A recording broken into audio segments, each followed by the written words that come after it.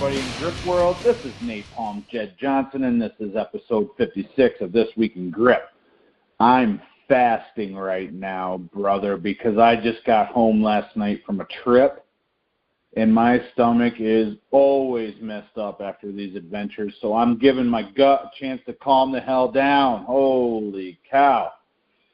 Hey, Ellen got called into work today, so I'm flying solo. I'll be covering a lot of cool things today, including some great feats and numbers going down around the world, a trip I just took, like I just mentioned before, to my favorite strength and conditioning clinic at Juniata College, a change that was passed by Grip Sport International, and a newly scheduled competition taking place in July on the 21st up in Syracuse, New York.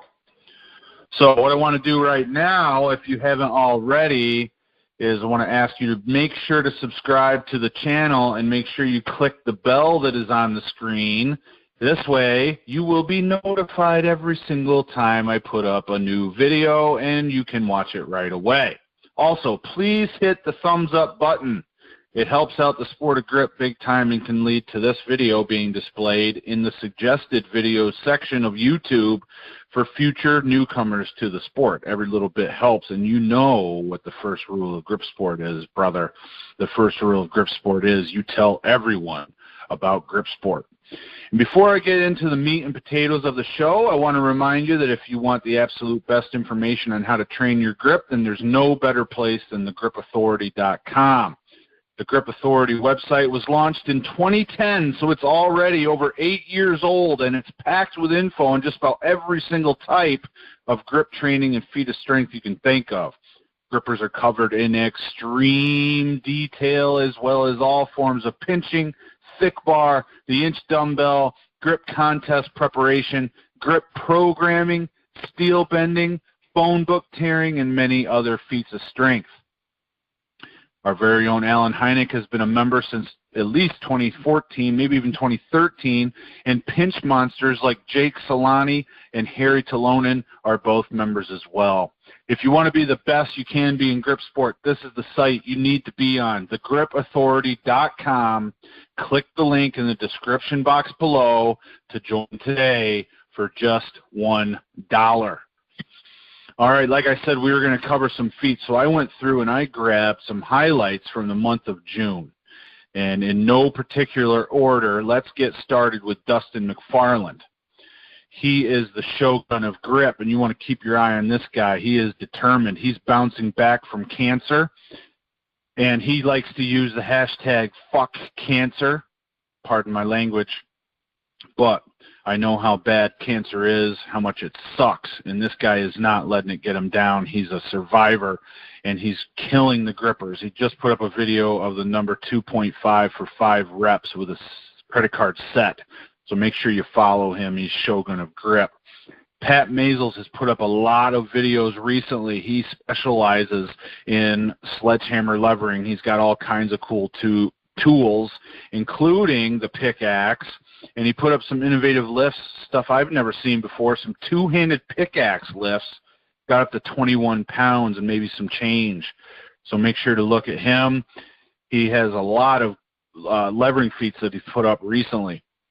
You want to make sure to follow the Grip Sport IG account. This past week was Women's Week and featured many lifts from the ladies out there, including at S. Nordskog, that's SNORDSKOG, had some lifting going on with the Excalibur handle.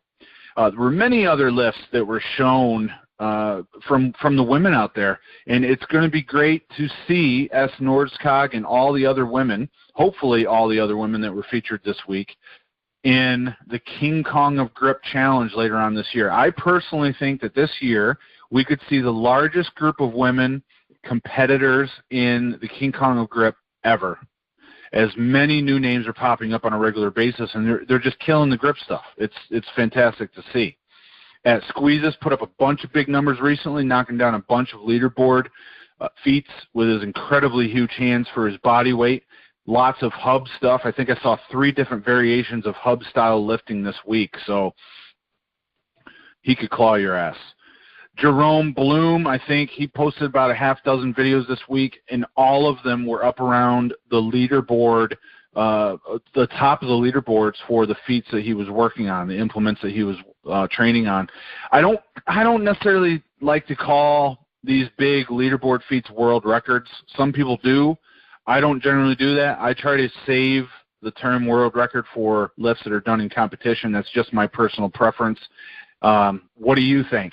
Do you think it's okay to call world record lifts or use the term world record for lifts that are done in training on implements and then are kept on a top 10 list or a top 50 list? I'm interested in what you think.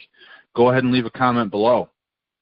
Ricardo looks like he's continuing to drop weight at a good slow pace while still knocking out big PRs. I saw that he was around 226 this week and hit multiple fist pumps on the Sornex Saturn piece, the axle.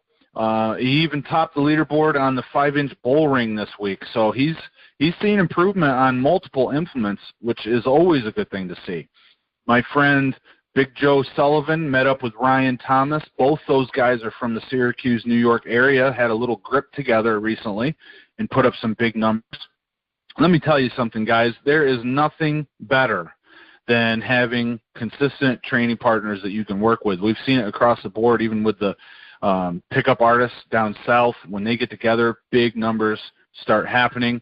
And if these guys, Joe Sullivan and Ryan Thomas, continue getting together, pushing one another and learning from each other, the heavier weight classes in Grip Sport International might be in a lot of trouble. We saw lots of lifts on the FBBC 2.5-inch jug this week. I put up a video. Luke put up a video. Tanner, Dan Fleming, Nigel Blackburn, and others. And I'll tell you what, with the way that the numbers are climbing right now, as early as we are right now in people using the jug, I tell you, I'm sticking with my prediction that we're going to see 300 pounds go up on this device by the time King Kong Grip rolls around in October. I just think it's totally going to happen. There's been a few people already up over 250 pounds, so there's plenty of time to throw another 50 pounds on that loading pin. At William.C.Gibson put something up on Instagram I don't think I've ever seen before this week. Took a couple of deep dish 25s with a pinch grip, and he trapped a 2.5 pound plate inside the two plates. So it was sitting horizontal, and what it did is it made the plates actually flange outward on the bottom. So it was a cool little way to train pinch just a little bit differently. So it'll be cool to see what he's able to do with that variation, and we'll see if anybody else gives that a try as well.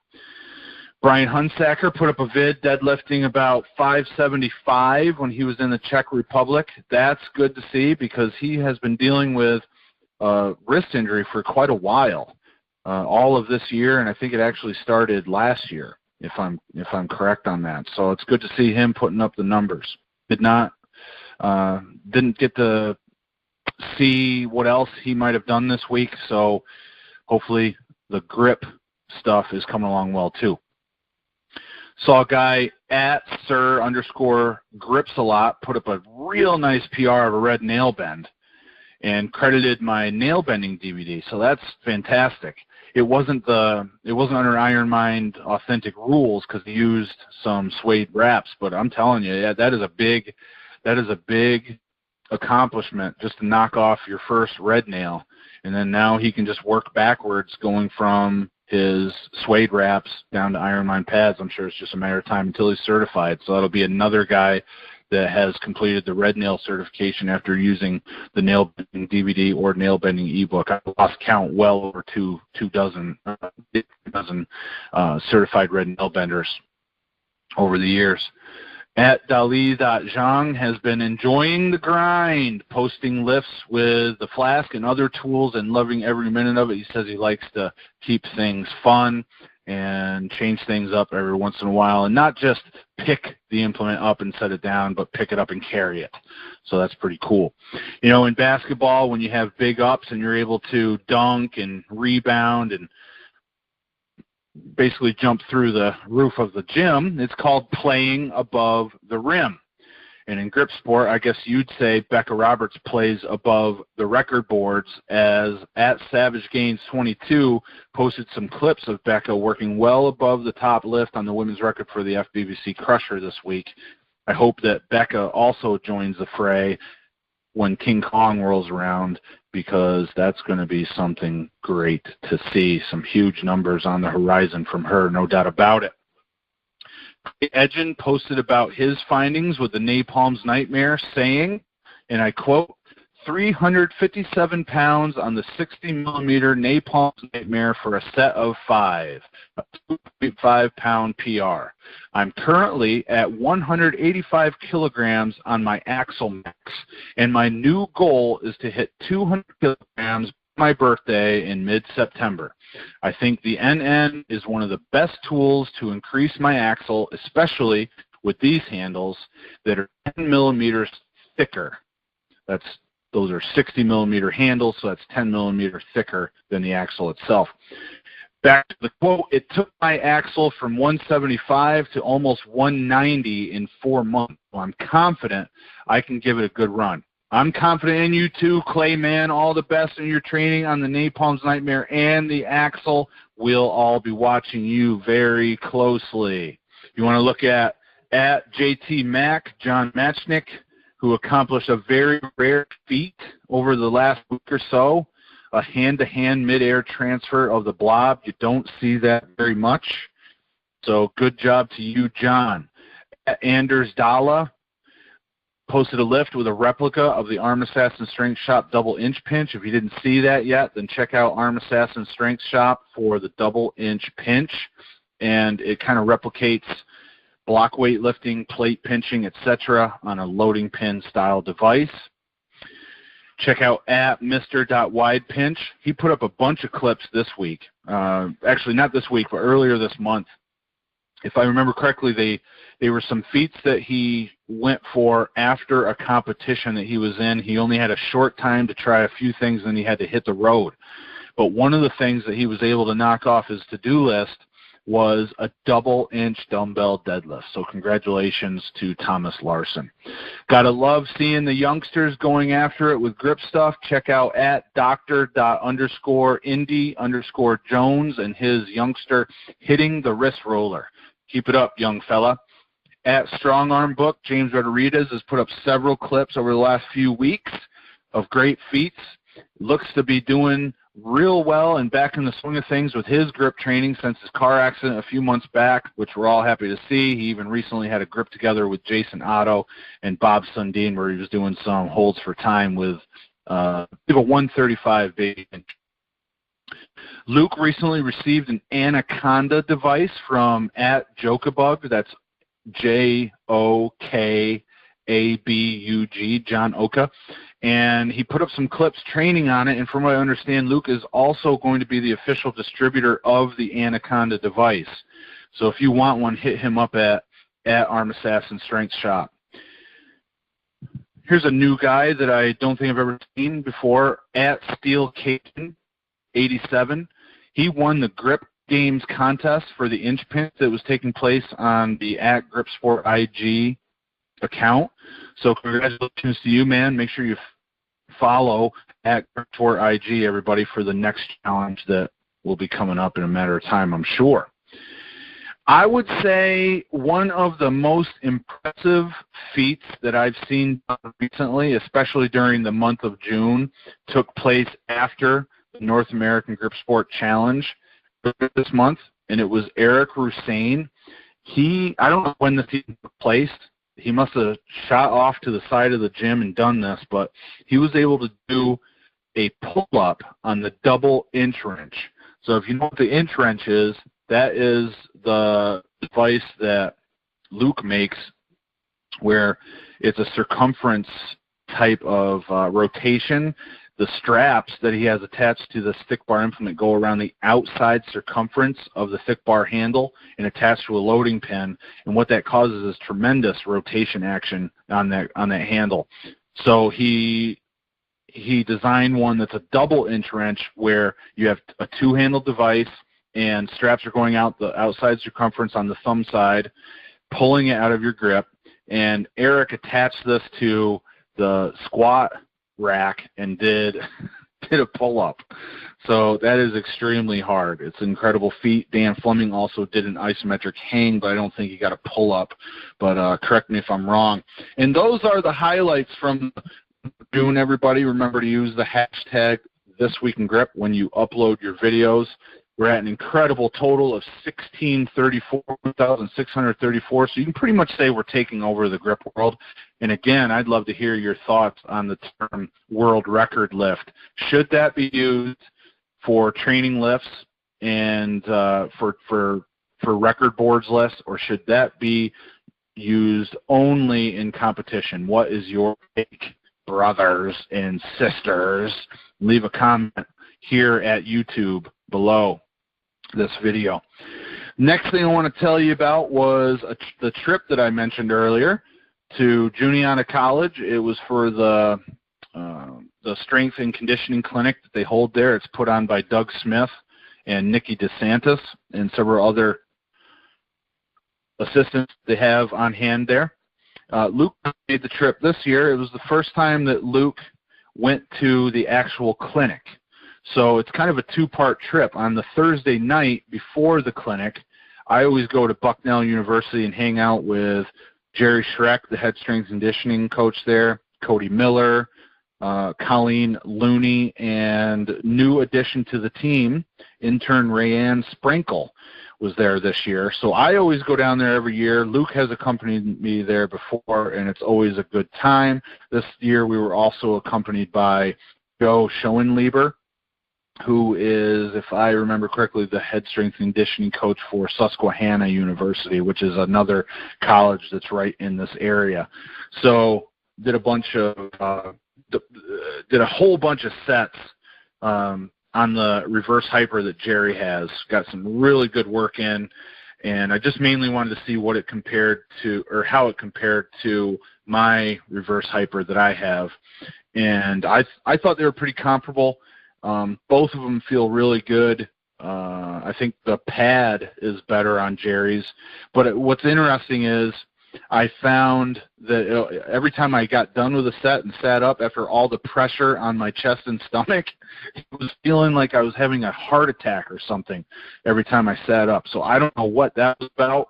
I worked up to over 300 pounds, which is definitely more than I can do, or more than I have done on mine, but I'm also not sure if I'm able to get 300 pounds on my device. First of all, I've never tried to get that heavy, and I was only doing sets of 10, and I normally do sets of 15 or 20 on mine. So, it was a cool little experiment.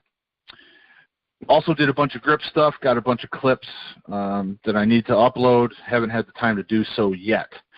But one cool highlight was we took the Napalm's Nightmare and attached it to the belt squat machine. So if you haven't ever seen the belt squat machine, just do a Google or search my YouTube channel. I think there's footage on there of using the belt squat. It's a really cool training device for hip strength. But we used it for the Napalm's Nightmare for a little variation. And when that video comes out, I think you'll think it's pretty cool the way that we did that. So after we hit Bucknell, we jumped in the car. We went over to Maddie's. It's a bar and grill sports bar down there in Lewisburg, Pennsylvania, which is where Bucknell University is. And I tried the Mac Attack burger. This was a burger with macaroni and cheese on top of it. Quick review, I think the burger was okay. They brought it out to my specs of well done. But having macaroni and cheese on a burger didn't end up being too exciting. However, there was a nice dipping sauce that was essentially the melted cheese from macaroni and cheese that I was able to dunk everything in, and that made my day. That was very tasty. But to just have some macaroni and cheese on your burger, nothing special. To dunk it in plenty of cheese sauce, excellent. Then it was time to drive to Juniata. Nothing really happened on Thursday night in Juniata. Juniata happens to be a 2-day clinic. It's one of the best ones in this area. I'm not going to go over the actual seminars that I attended during the 2-day clinic right now, because I think this is going to be a pretty long call, potentially. It'll be long enough, and you don't want to hear just me talking for like 90 minutes if we can avoid it, I'm sure. So I'm not going to cover what I went to and attended during the seminar during this call today. But if you want to hear about the seminars that I attended, I can do it later. So if you want to hear that, please go down to the comments section after you hit the thumbs up and leave a comment and let me know whether or not you want me to cover this stuff, and I can go over it next time with Alan. But I'm not going to do that right now.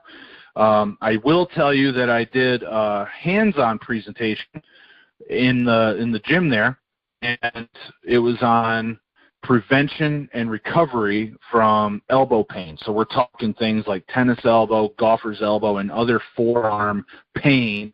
I went over all kinds of different things that I have done in my training to fix that. I've probably had tennis elbow more than anybody on the planet, I think.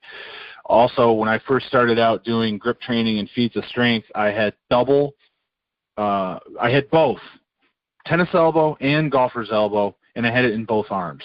So that was absolute hell for several months. And I showed everybody exactly what I did to fix that, and I showed them exactly what I did to fix it in other times when I had tennis elbow down the line. So if you want to see that, I actually got all of that on video, and that's going up on thegripauthority.com this week. So if you want to check that out, my hands-on presentation from Juniata College, make sure you join thegripauthority.com today. As I said in the intro, there are a couple other things that have been going on. First off, in Grip Sport International, the group got together recently, and a change is being made. So, as you probably know, Grip Sport International is what was formerly known as North American Grip Sport. We just changed the name. There's not going to be a lot of changes as far as like with the committee and the group and things like that. That's not going to be too big of a deal. But one thing we did is we voted on the change to go from the normal 4 attempts in Grip Sport, where you get to try to lift the implement one time, and we're going to go away from that. We're going to adopt the 60-second time limit with unlimited tries during the time limit. So this is actually something you may not know. This is actually the way it used to be back in the day. So just as a reminder, my first ever grip competition was in 2003. And it was called the Battle for Grip Supremacy. Rick Walker put on that competition in Punxsutawney, Pennsylvania.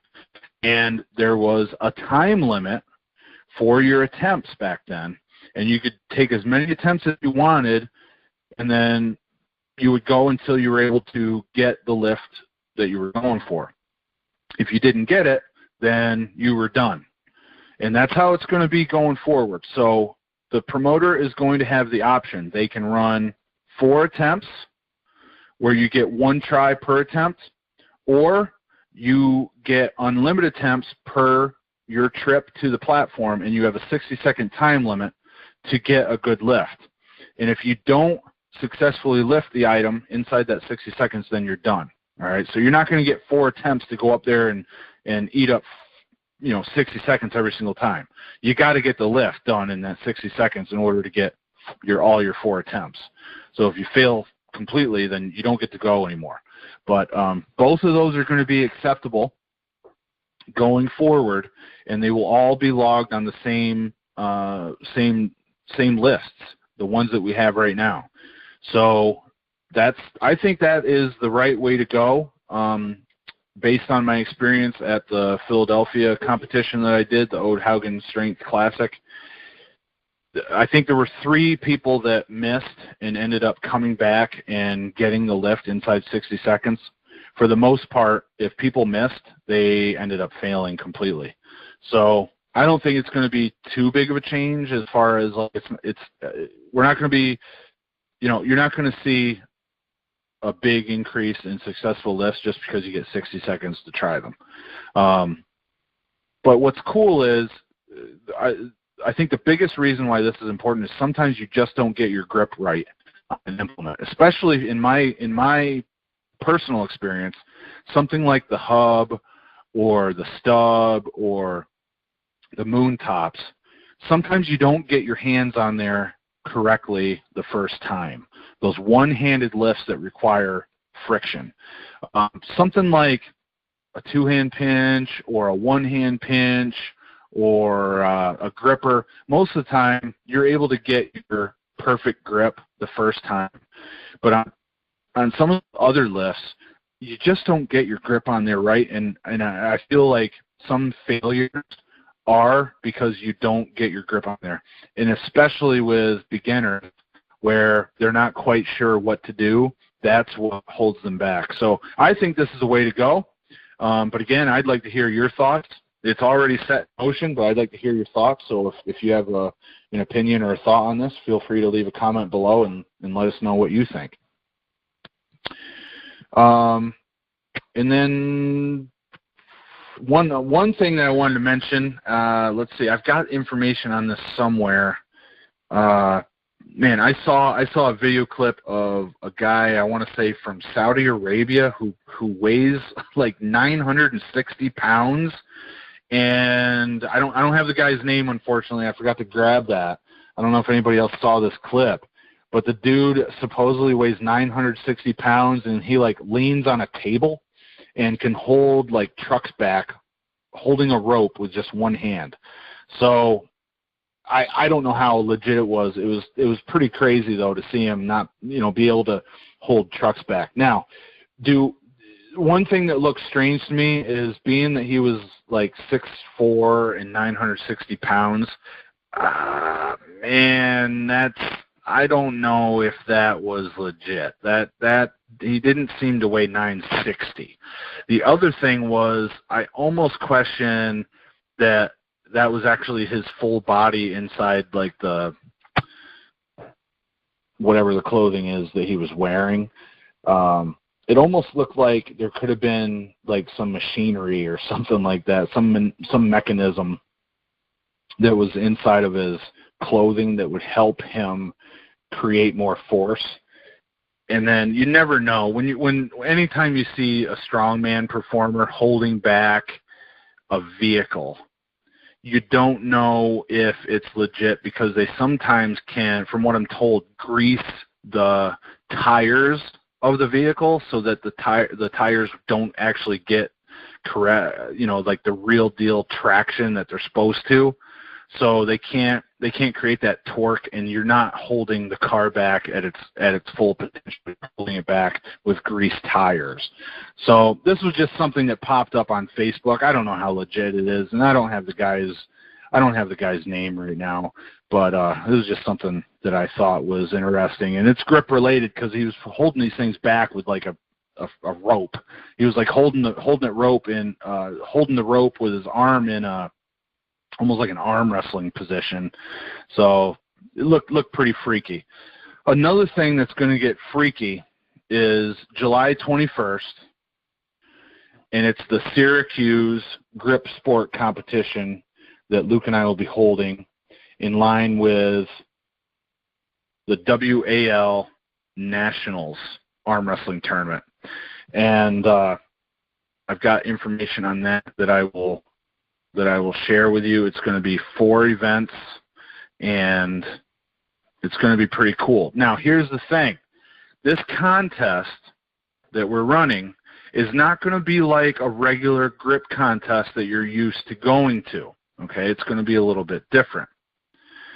And the way that is, if you can imagine, the 4 events are going to be all set up, and you're going to run through the 4 events in quick succession. So most people will be able to complete all of the events inside 5 minutes. This is how we generally run these competitions that are alongside arm wrestling tournaments. Okay? So it's not going to be like a 3 or 4 hour grip competition that you need to be there at 8 a.m. to get weighed in, and everything starts at 10, and then it goes till 2 or 3 o'clock. That is not how it's going to be. This is going to start at a certain time, probably around noon, and arm wrestlers, bystanders, grip guys in the area, all of you will be able to come and you will be able to run through the 4 events. Now, what I plan on doing is taking the body weight of each competitor, and we will run the scores based on weight classes. All right? So we will use the normal grip sport weight classes that we have used for years, and you'll be you'll be organized by weight class, and then we'll have a winner for each weight class.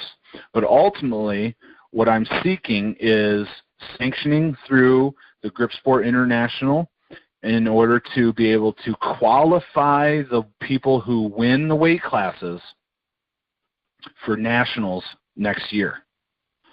So I think this is going to be cool. We're going to have a huge increase of, increase isn't not so much the best word, but we're going to be able to have a big exposure of grip sport to a lot of people.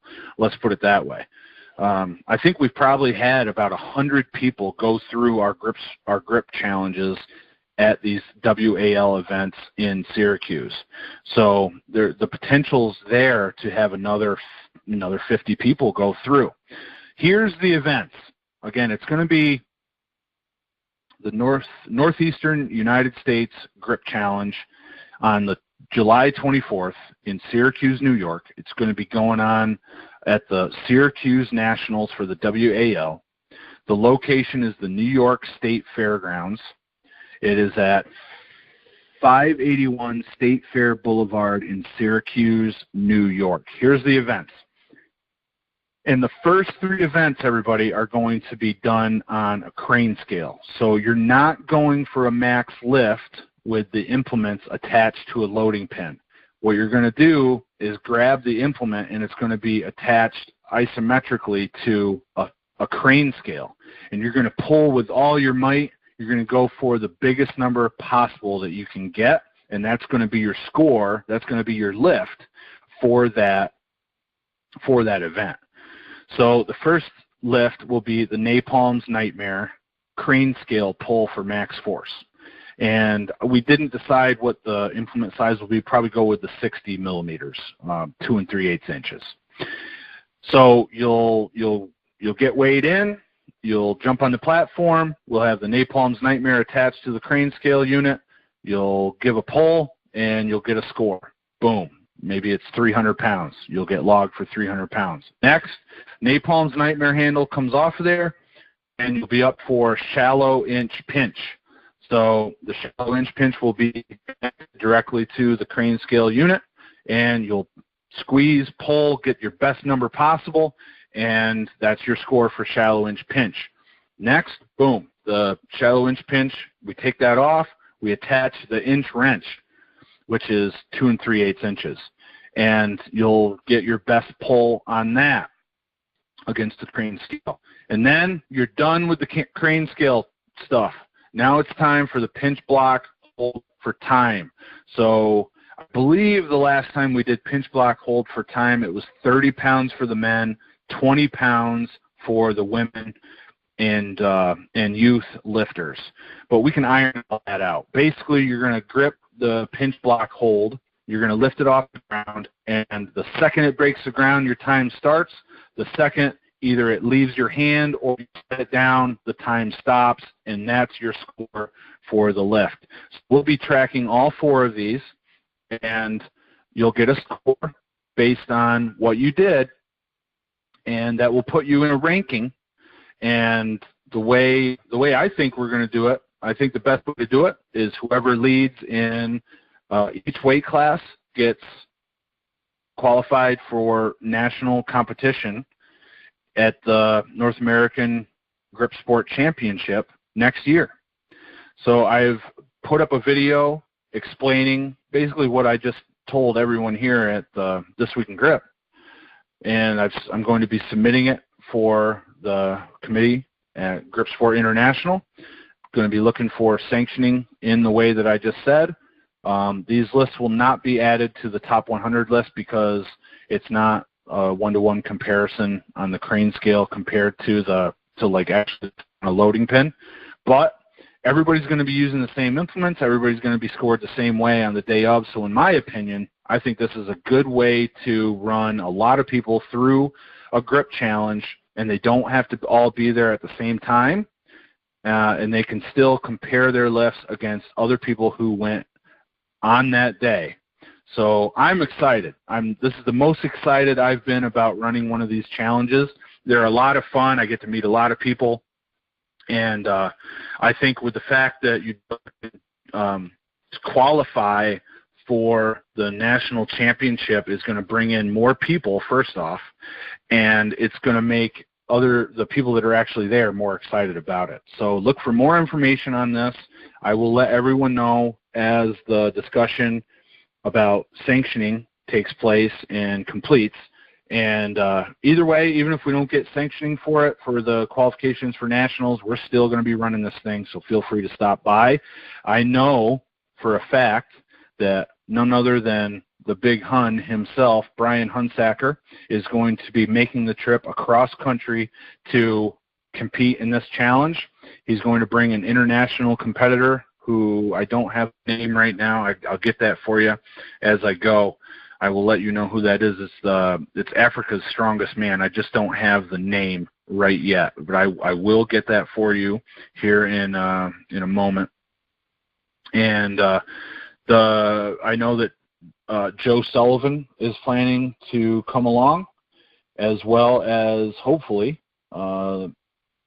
Big RT Ryan Thomas. And let me get that name for you. I just got to open up my messengers. I was discussing this with Brian Hunsacker on the way back from the Juniata trip yesterday. So I'll be able to give you that name. But like I said, he is Africa's Strongest Man. I want to say his first name is Olo or Olo. Yes, his name is Olu. Brian says, is it all right if I bring Olu with me? He's the guy that's competed in World's Strongest Man from Nigeria, and he's Africa's Strongest Man. So I said, hell yeah, brother, bring him along. So there's two big names that are confirmed, Brian Hunsacker and possibly this Olu from Nigeria.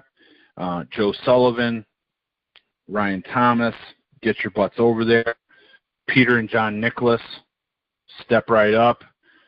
I'm sure that I will take part in this in some fashion. Luke will jump up on stage, and who knows who else will be there. There's going to be a lot of freaks too, man. There's every single time I go there, there's dudes that just put up numbers walking in off the street that you would not expect, but they go up there and they impress me. Some very, very strong dudes. One name that you might know from past grip sport competitions way back in the day, Rob Vigent Jr. has done these before, so it'd be really cool to see him qualify for nationals and see him end up back at the stage at the North American Grip Sport Championship 2019. But for right now, guys, I'm going to call it a day. That's enough. You don't want to hear me talk anymore and jibber jabber and ramble on. So there's been a few things that I put up today that I'm looking for your feedback on. Please take a moment to leave a comment here. Make sure you subscribe. I'm actually putting on a charge to 10,000 subscribers here on my YouTube channel. Make sure that you subscribe. Make sure that you hit the thumbs up if you like the video today. Hit that big thumb and show that you liked it. And support the channel, support Grip Sport. It helps get the Grip Sport out in front of more people. Remember, the first rule of Grip Sport is to always tell everyone about Grip Sport. So get out there, get in people's faces, tell them how much you love training grippers, how much you love training grip. And that's about it, everybody. I hope your training is going well, and we'll see you on the next show. But this is This Week in Grip, episode 56. Hope you had a good time. Have a great day. See ya.